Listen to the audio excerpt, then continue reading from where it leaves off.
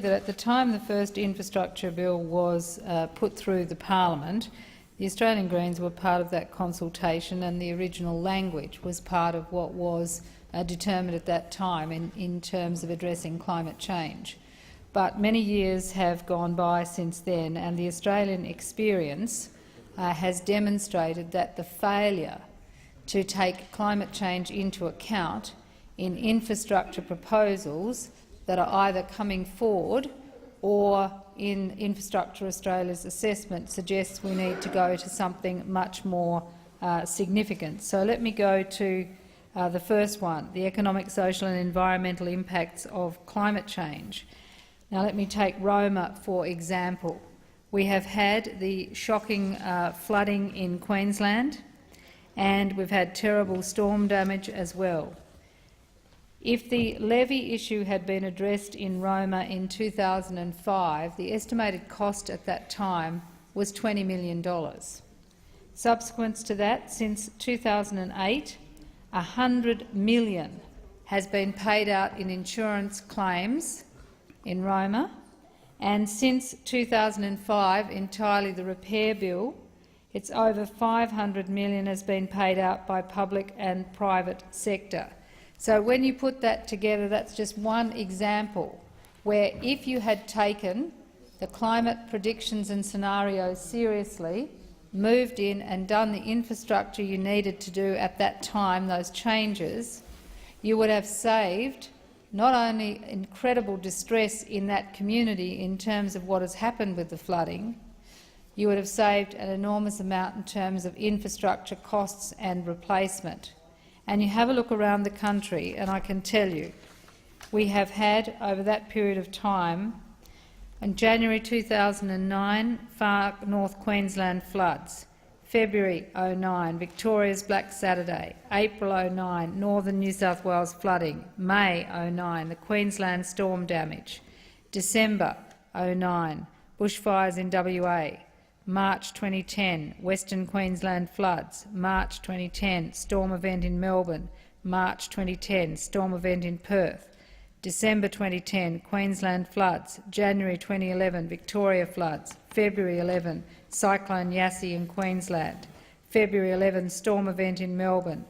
February 11, Perth bushfires, November 11, Margaret River bushfires, December 11, storm event Melbourne, January 12, floods in southwest Queensland, February 12, floods in New South Wales and Victoria, January 13, Tasmanian bushfires, January 13, New South Wales bushfires, January 13, storm event in Queensland, January 13, storm event in northern New South Wales, October 13, New South Wales bushfires, January 14, Perth bushfires, April 14, Queensland cyclone. Now, that is what we are now seeing with extreme weather events and their intensity and the cost. And the cost goes to billions in terms of the infrastructure repairs, not to mention the insurance costs and the fact that several people in those communities have not been able to get insurance for their homes and businesses subsequently.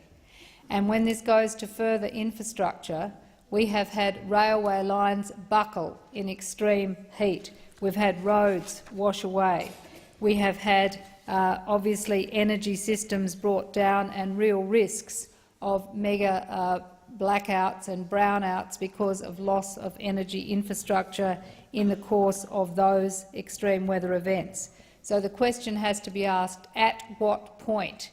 is Australia going to recognise that for Infrastructure Australia, assessment of projects has to include the worst-case scenarios for climate adaptation?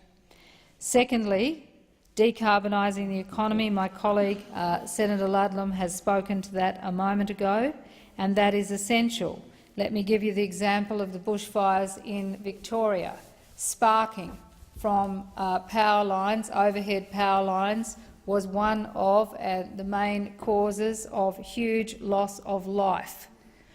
There has now been significant recommendations as a result of the Royal Commission that in order to remove those risks, power lines need to be undergrounded or alternatively in some places cease, and instead of that don't have the infrastructure going out there, instead have the systems, renewable energy systems, that are decentralised. So you actually protect the communities, but you stop the potential of sparking in between. That's the kind of anticipatory action in the Victorian government ought to have been bringing forward, together with the power companies, the distribution and transmission companies, proposals to Infrastructure Australia about how to reduce fire risk and cost in the longer term in Victoria, because that gives you competitiveness in terms of power supply, and it gives you more safety in terms of fire, and it gives you less infrastructure costs. They are the sorts of things you need to be considering. And then the other point with infrastructure is this, and this is made very strongly by CEDA in a recent report, and that is that there is a very real risk that Australia will be bypassed for the foreign capital that is necessary to fund infrastructure in this country, because the international capital flow is going to go to where countries are dealing with the real risks associated with climate change and decarbonising the economy and building the kinds of infrastructure that will serve a decarbonised economy into the future. And Australia, by going in the wrong direction and not putting these climate considerations front and centre, stands us to be effectively bypassed by international capital, because that capital will assess climate risk in any project, and it's not just the climate risk in terms of the loss of that infrastructure, it is climate risk in terms of whether that infrastructure becomes a stranded asset, sunk and dead capital into the future. And there is no doubt in my mind that there are plenty of ports up for proposal in Queensland that will end up as stranded assets if they are built, not to mention the coal railway lines and the mines that are being considered. And just in recent times there have been several cancellations with regard to major infrastructure projects in Queensland, a big port not least of which, because international capital has withdrawn from the projects on the basis that it is likely to be a stranded asset, given that the Chinese are going to cap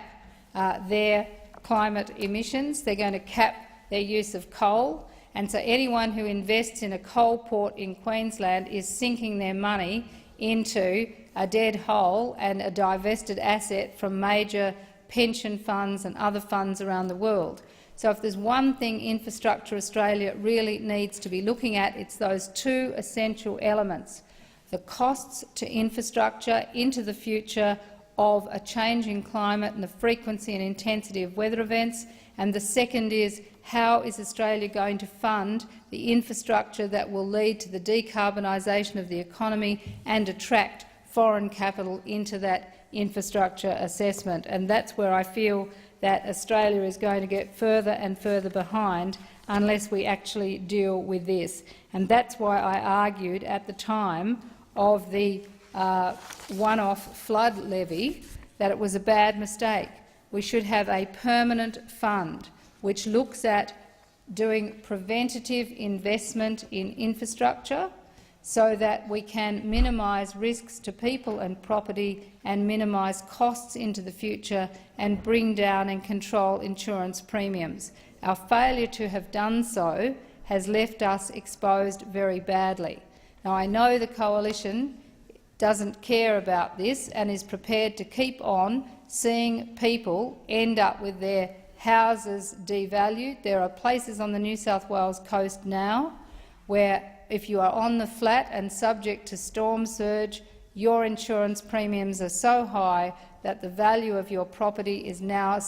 really diminished compared with other people in the same street who've got properties that are much higher up. And it's becoming pretty obvious to people everywhere that failure to take this seriously is something that every Australian is going to be confronted with, but it's something that the government could move for to get some futuristic scenario planning and serious risk assessment done, rather than pretend it's not happening, pretend that it's one-off, and pretend that every single time somehow we're going to find the money to deal with it. So I strongly recommend this amendment to the Senate. it makes absolute sense to protect this country as best we can from damage and anticipate where we need to spend money, how we need to spend money, A, to create more jobs and investment, but B, to protect communities from the ravages that are coming.